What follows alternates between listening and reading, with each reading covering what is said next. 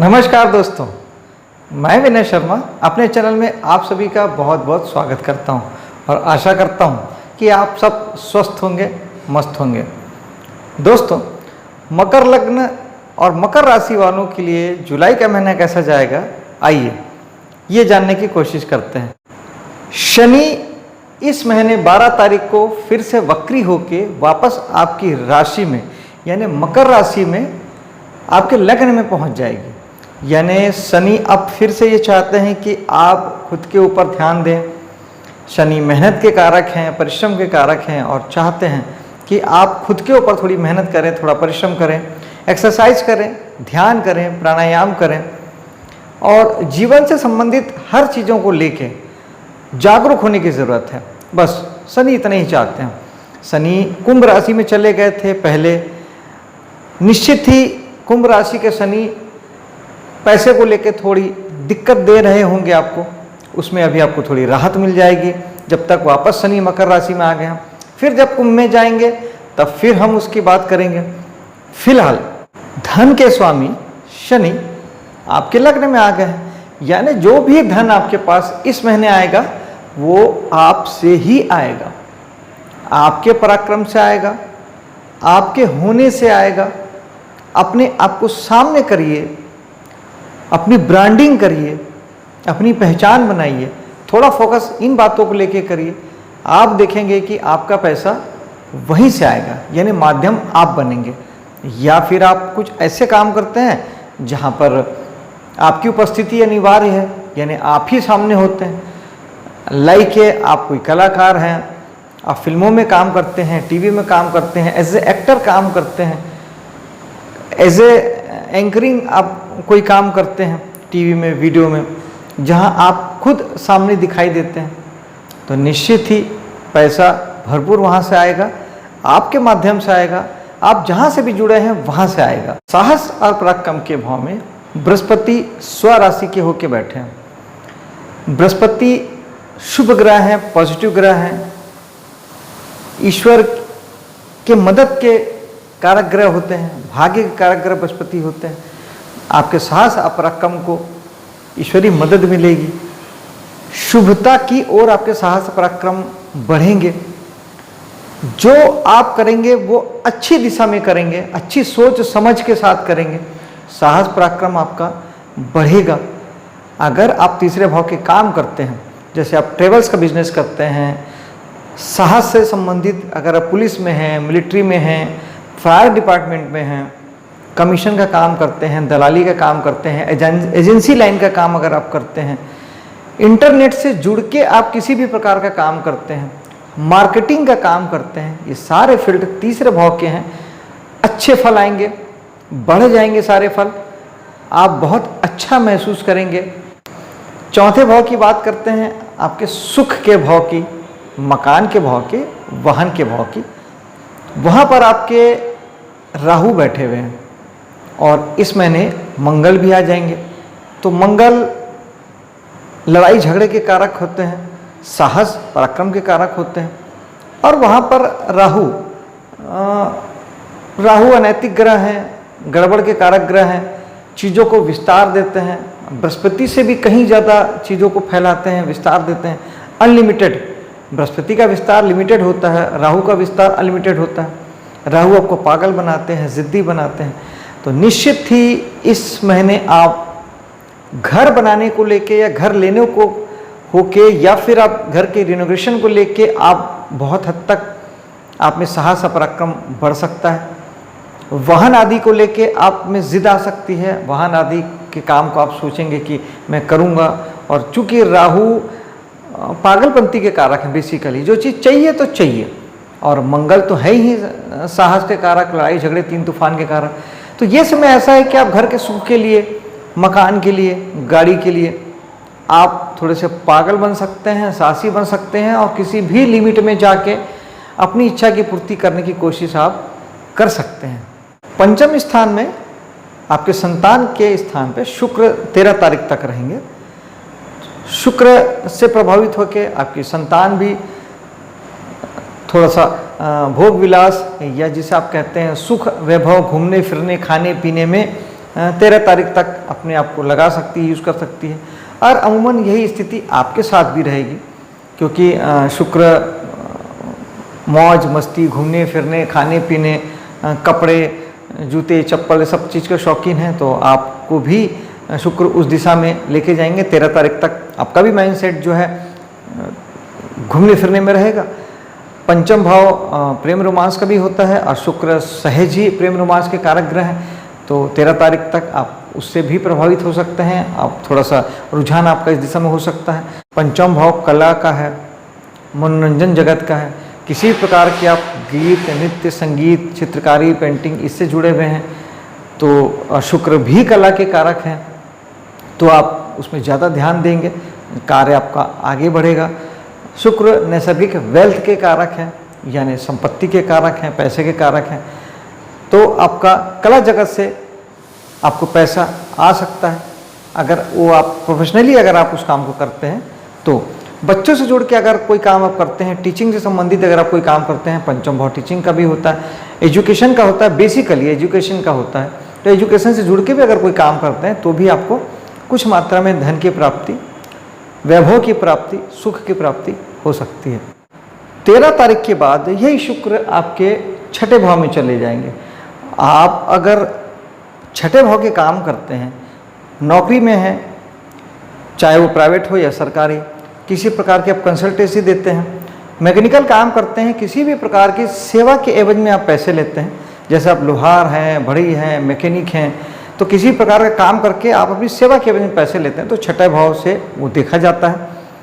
तो निश्चित ही शुक्र आपके काम में 13 तारीख के बाद सुंदरता ऐड करेंगे, कलात्मकता ऐड करेंगे, सुख साधन की उपलब्धि आपको अपने कर्म क्षेत्र पे होगी। सूर्य आपके छठे भाव में 15 तारीख तक हैं, और बुध है 17 तारीख तक हैं। फिर यही बुध और सूर्य 15 और 17 तारीख को फिर आपके सप्तम भाव में चले जाएंगे। तब तक सूर्य बुध आपके कर्म क्षेत्र में सूर्य बुध मिलकर एक बुधादित्य योग का निर्माण करते हैं, तो बुधादित्य योग से आपको नेम फेम काफ़ी हद तक मिलेगा अपने कर्म क्षेत्र में, सेवा के क्षेत्र में। अगर आप डॉक्टर हैं, आप अगर वकील हैं, फाइनेंसर हैं, तो ये काम आपका बहुत अच्छा बढ़ेगा, बहुत मान सम्मान की प्राप्ति होगी, नेम फेम बढ़ेगा। कोई काम अगर आप छठे भाव के नहीं करते हैं, तो फिर ये ग्रह थोड़ा सा आपको ऋण की ओर, रोग की ओर, शत्रुता की ओर ले जा सकते हैं, क्योंकि बेसिक रूप से छठा भाव हमारा ऋण, रोग और शत्रु का होता है। दोस्तों, कोई भी एक चीज़ ही एक समय में एक्टिवेट होती है, ग्रहों की ऊर्जा भी एक ही दिशा में कभी भी लगती है। या तो आप कर्ज के लिए प्रेरित होंगे, या आपको कोई बीमारी परेशान कर सकती है, या फिर आप किसी प्रकार की शत्रुता पालेंगे। तो वो तीनों चीज़ें अगर होती है, सूर्य है तो शासन सत्ता से बचिएगा, क्योंकि सूर्य शासन सत्ता के कारक ग्रह हैं, तो 15 तारीख तक शासन सत्ता से कोई लड़ाई झगड़ा अमूल नहीं लीजिएगा, आपके फेवर में नहीं आएगा। इसके अलावा बुध है तो वो वाणी के कारक होते हैं, तो वाणी को थोड़ा सा संयम दीजिएगा, अच्छे बोल बोलिएगा, वाणी के कारण कोई शत्रुता ना होने पाए, इस बात का ध्यान रखेंगे। और अगर कर्ज लेते हैं, आपकी ज़रूरत के लिए है, आप अपने लिमिट में लेते हैं, अपने अनुशासन से लेते हैं, आपको पता है कि अगर आप वो कर्ज पटा सकते हैं, तो कहीं कोई दिक्कत नहीं है, आप ले सकते हैं। इसमें चूंकि सूर्य है तो शासन सत्ता का सहयोग भी आपको मिलेगा। अगर आप बैंक से कर्ज लेने की सोच रहे हैं, तो ये एक अच्छा वक्त भी हो सकता है, आपको सहयोग मिलेगा शासन का, सत्ता का, अधिकारियों का, और आप अपने लोन को आप पास करा सकेंगे। दोस्तों, बहुत आराम से काम हो जाएगा। सूर्य बुध बुधादित्य योग है, नेम फेम के कारक हैं, तो सप्तम भाव यानी आपके बिजनेस के एरिया में अगर आप बिजनेस करते हैं, तो रिटेल बिजनेस करते हैं, तो अपना खुद का कोई व्यापार करते हैं, तो निश्चित ही यहाँ पर आपका नेम फेम बढ़ेगा, प्रसिद्धि बढ़ेगी, काम धाम बढ़ेगा, उन्नति होगी, विकास होगा, अच्छे संपर्क बनेंगे, शासन सत्ता का सहयोग मिलेगा। जीवन साथी का भाव भी सप्तम भाव होता है, जीवन साथी के साथ भी यही बातें लागू होगी। अगर जीवन साथी चूँकि उनका लग्न हो जाता है ये, तो निश्चित ही उनका भी प्रभाव बढ़ेगा, वर्चस्व बढ़ेगा, नेम फेम प्रसिद्धि उनकी बढ़ेगी, गुडविल बढ़ेगी, उनकी पहचान बनेगी, लोगों में उनके अच्छे नाम जाएगा उनका। बृहस्पति की दृष्टि भी सप्तम भाव में है, बृहस्पति की दृष्टि बहुत शुभ होती है, और बृहस्पति जहाँ देखते हैं वहाँ के फल को कई गुना बढ़ा देते हैं। बृहस्पति की इस पंचम दृष्टि जो आपके सप्तम भाव में पड़ रही है, आपके जीवन साथी के साथ आपके संबंधों को बहुत मधुर बना देगी। बिजनेस पार्टनर के साथ जीवन आपका मधुर बनेगा और आपका बिजनेस बहुत अच्छा ग्रो करेगा, बहुत नेम फेम बढ़ेगा, काम बहुत अच्छी सफलता की ओर जाएगा। बृहस्पति भाग्य के कारक हैं, आपके सौभाग्य के कारक हैं, ईश्वरीय मदद के कारक हैं, शुभता के कारक हैं। ये सब कुछ आपके जीवन साथी के साथ, बिजनेस पार्टनर के साथ और बिजनेस की जगह में आपको देखने को मिलेगा। जीवन साथी से आपका लगाव बढ़ेगा, अच्छे दिन आप देख पाएंगे, अच्छे रिलेशनशिप आपके डेवलप होंगे।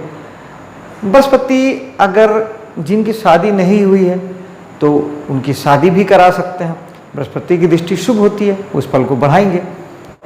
बृहस्पति की सप्तम दृष्टि आपके भाग्य स्थान पे पड़ रही है, यानी शुभता और शुभता और शुभता, यानी भाग्य स्थान भाग्य का होता है और भाग्य के ग्रह बृहस्पति की दृष्टि मैंने कहा कि उस चीज़ों को बढ़ा देती है। बहुत शुभता होगी, किस्मत अगले 1 साल आपके साथ है, भाग्य आपका बहुत बहुत साथ देगा। आप जो करना चाहेंगे, जहाँ करना चाहेंगे, निश्चित ही सफलता आपके हाथ लगेगी, क्योंकि बृहस्पति की दृष्टि शुभ होती है। भाग्य में बृहस्पति की दृष्टि पिता के लिए बहुत अच्छी है, आपके लिए बहुत अच्छी है। अगर आप उच्च शिक्षा से जुड़े हैं, उच्च शिक्षा देते हैं या आप खुद ले रहे हैं तो ये बहुत अच्छा समय है। 1 साल बहुत अच्छे रिजल्ट आपके आएंगे। अगर आप रिजल्ट की प्रतीक्षा में हैं तो ये साल आपके लिए बहुत ज़बरदस्त रिजल्ट लेके आएगा। लंबी दूरी की धार्मिक यात्राएं आप कर सकते हैं, क्योंकि बृहस्पति धर्म के कारक है, नवम भाव धार्मिक और लंबी यात्राओं का है, तो निश्चित ही लंबी धार्मिक यात्राएं आप इस समय में कर पाएंगे, कर सकते हैं।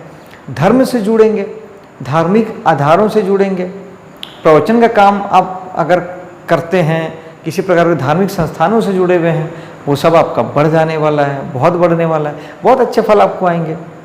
10वें भाव में केतु बैठे हैं दोस्तों, यहाँ थोड़ा सा समझने जैसा है।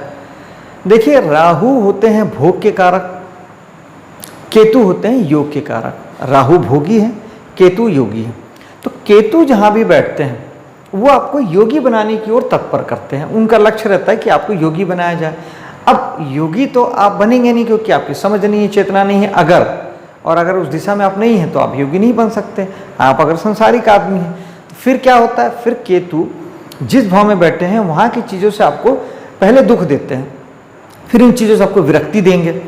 विरक्ति देके आपको उन चीज़ों से अलग करेंगे। उनका मकसद है आपको कैसे भी करके आपको चीज़ों से विरक्त करके आपको अध्यात्म में लाना, क्योंकि केतु बेसिकली मोक्ष के कारक हैं और मोक्ष बिना विरक्ति के पॉसिबल संभव नहीं होता। जब तक आप चीज़ों से, संसार से विरक्त नहीं होंगे। तो चूंकि 10वां भाव आपके कर्म क्षेत्र का भाव है, आपके काम धाम का भाव है, पद प्रतिष्ठा का भाव है, नेम फेम प्रसिद्धि का भाव है, इन चीज़ों से लेके आपको विरक्ति होगी। आप सोचेंगे नेम फेम में क्या रखा है, प्रसिद्धि में क्या रखा है, पद की लालसा आप छोड़ देंगे, काम धाम से आपका मन हटेगा। अगर ऐसा कुछ भी होता है तो आप केतु का ज्योतिषी उपाय कीजिएगा। केतु के लिए ओम केतुवाय नमः 108 बार 1 माला आप जाप कर सकते हैं। उसके अलावा केतु के लिए दान जो होता है वो चेक प्रिंट के कपड़े, वो रुमाल के रूप में हो सकते हैं, आपके छोटे नैपकिन वगैरह के रूप में हो सकते हैं, शर्ट पीस के रूप में हो सकते हैं। केतु के लिए जो 2 स्वाद वाले फल होते हैं, जैसे आम, पाइनएप्पल, केला, नींबू, जो खट्टे मीठे स्वाद होते हैं, क्योंकि केतु 1 से अधिक के कारक हैं।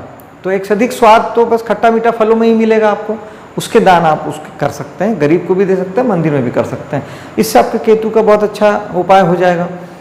इसके अलावा गणेश जी की पूजा से भी केतु ठीक हो जाते हैं। और राहु और केतु के लिए मेडिटेशन से बढ़िया कोई उपाय नहीं होता है, ये मैं हमेशा आपसे कहता हूँ। मेडिटेशन करेंगे तो ऑटोमेटिक आपका रुझान अध्यात्म में होगा, और जब अध्यात्म में होगा तो केतु यही तो चाहते हैं। जब आप अध्यात्म में आ जाएंगे तो केतु आपको कोई तकलीफ नहीं देंगे, आपका काम भी अच्छा चलेगा। और अगर इस समय में आप अपने कामों में अगर थोड़ा सा रहस्य ऐड करते हैं, यानी आप अपने कामों को सीक्रेट रखिएगा, ज्योतिषी कार्य से जुड़ सकते हैं, आप तंत्र मंत्र के कार्य से जुड़ सकते हैं। ये सारे काम आपको बहुत अच्छा फल देंगे, क्योंकि केतु इन सब चीज़ों के कारक ग्रह हैं, हिडन चीज़ों के कारक हैं। रहस्य छुपी हुई चीज़ों के काम आप करेंगे तो वो काम आपके बहुत बढ़ने वाले हैं। अगर आप इन तरह के कामों से जुड़े हैं तब आपको कोई तकलीफ नहीं आएगी। आप अगर तंत्र मंत्र में हैं, ज्योतिष में हैं, रिसर्च में हैं, किसी प्रकार के आप ढूंढने खोजने का काम करते हैं, टैक्सेशन डिपार्टमेंट में हैं, आप जासूसी डिपार्टमेंट में हैं, सीबीआई सीआईडी डिपार्टमेंट में हैं, तो वहाँ आपको कोई तकलीफ नहीं आएगी, क्योंकि आप ऑलरेडी केतु का काम कर रहे हैं। और अगर राहु केतु को आप डिटेल में समझना चाहें तो मैंने राहु केतु को लेके अलग से स्पेशल वीडियो बनाया हुआ है, मकर राशि मकर लग्न राहु केतु का गोचर, तो आप उसे जाके देखिएगा, तो आप राहु केतु को और बेहतर ढंग से समझ सकेंगे और उसका यूज़ अपने लिए आप कर सकेंगे। एकादश भाव यानी इच्छा पूर्ति का भाव, और वहाँ पर वापस बृहस्पति की नवम दृष्टि। बृहस्पति शुभ ग्रह हैं, बढ़ा देते हैं, तो यहाँ पर क्या बढ़ेगा, यहाँ पे आपका बढ़ेगा लाभ, प्राप्ति, इच्छा पूर्ति। और इसके अलावा आपके अगर फ्रेंड्स हैं, सामाजिक संस्थाओं से आप जुड़े हैं, ये सब चीज़ बहुत बढ़ जाएगी। आप ज़्यादा दोस्ती यारी में फंसेंगे, ज़्यादा सामाजिक कामों में जुड़ेंगे, और ये सब आपके काफ़ी हद तक बढ़ेंगे और शुभता के साथ बढ़ेंगे, आपको अच्छा फील देके बढ़ेंगे। ये सारी चीज़ें आपका भाग्य भी बढ़ाएगी, क्योंकि बृहस्पति नैसर्गिक भाग्य कारक ग्रह है। जीवन में शुभता लाएंगे, अच्छी चीज़ें बढ़ेगी, अच्छे जगहों से आपके लाभ की प्राप्ति होगी, गेंस होगा। अगर आपने शेयर मार्केट में या किसी इस तरह की जगहों में आपने पैसा इन्वेस्ट कर रखा है, बैंकों में आपने अगर पैसा जमा कर रखा है, तो वहाँ से आपको बहुत अच्छे लाभ की प्राप्ति इस अगले 1 साल में दोस्तों हो सकती है। आपके खर्च की बात करते हैं, वहाँ के स्वामी बृहस्पति हैं, कोई ग्रह बैठा नहीं है, कोई ग्रह देख नहीं रहे हैं। बृहस्पति आपके तीसरे भाव में बैठे हैं, यानी आपके साहस पराक्रम के भाव में। तो आपका जो खर्च है थोड़ा सा आप अपने साहस और पराक्रम के लिए कर सकते हैं, अपनी इच्छा पूर्ति। आपके प्रबल शौक का भाव भी तीसरा भाव होता है, तो आप किसी एक शौक को लेके भी आप अपने पैसे खर्च कर सकते हैं। बृहस्पति पैसे शुभ कामों में खर्च कराएंगे, धर्म कर्म में खर्च कराएंगे, पूजा पाठ आदि में खर्च कराएंगे। आप अगर मंदिर आदि में दान देते हैं, 12वां भाव दान का होता है, और ये उसका सोल्यूशन भी होता है, बहुत अच्छा उपाय है। अगर आपका खर्च ऐसा लगता है कि आपको ज़रूरत से ज़्यादा हो रहा है या आपकी लिमिट से ज़्यादा हो रहा है, तो आप मंदिर पे आप 2, 4, 5 रुपये चढ़ा के ये उपाय करने से आपके धन खर्च आपके रुकेंगे। 12वां भाव मेडिटेशन का होता है, मेडिटेशन करेंगे तो भी इससे भी आपको खर्च में कटौती होगी। और मंदिर आदि अगर जाते हैं तो बृहस्पति से शुभ होंगे, आपके खर्च में कमी आएगी। और आप पूजा पाठ धर्म कर्म से जुड़ेंगे तो भी आपके खर्च में कमी भी आएगी और आपके खर्च भी शुभ कामों में होंगे। दोस्तों, यह था इस महीने का राशिफल। आपका ये महीना शुभ हो, सफल हो, इसी कामना के साथ अब मैं आपसे विदा लेता हूँ।